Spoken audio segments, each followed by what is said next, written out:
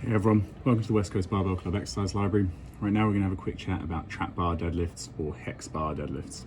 Okay, now this is an exercise variation I program a ton for most of my clients, but it can be useful. I've definitely had clients ask to give them a go if for whatever reason they feel like they're struggling with their barbell deadlift and don't have any specific powerlifting or strength goals centering around a straight bar deadlift. I actually think it can be particularly useful in an athletic performance environment, in addition to potentially being useful if we're working around any form of pain or injury, or just to provide a slightly different training stimulus.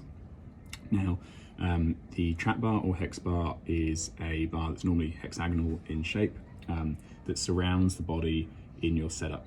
Okay, so rather than having a straight bar out in front of you, you have to drag up your shins.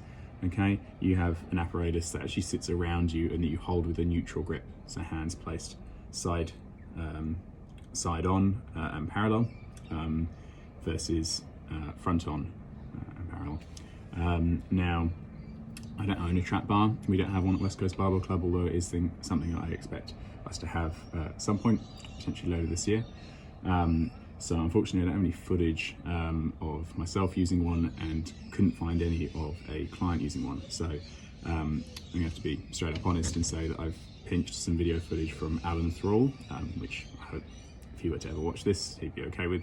Alan Thrall is an awesome strength coach, part of the Barbell Medicine team, owner of Untamed Strength in Sacramento, California, and has a brilliant YouTube channel. And would highly recommend, if you want to know more about trap bar deadlift or about training in general, that you go check his channel out. Okay, so without further ado, I'll post some of that footage following this video, and if off the back of watching that you have any further questions about the trap bar deadlifts in your program, please feel free to ask. Okay, before I actually potentially get this question, you can set up at different hip heights of the trap bar deadlift versus straight bar deadlift. I should have covered that before, so forgive me. Generally speaking, people will set up with a slightly more knee forward and more upright torso position when doing their trap bar deadlifts versus straight bar deadlift. And in addition to having their hands at their side, not too much else should change. Okay, it will likely feel like you're having to use your quads a bit harder off the floor to get the bar moving.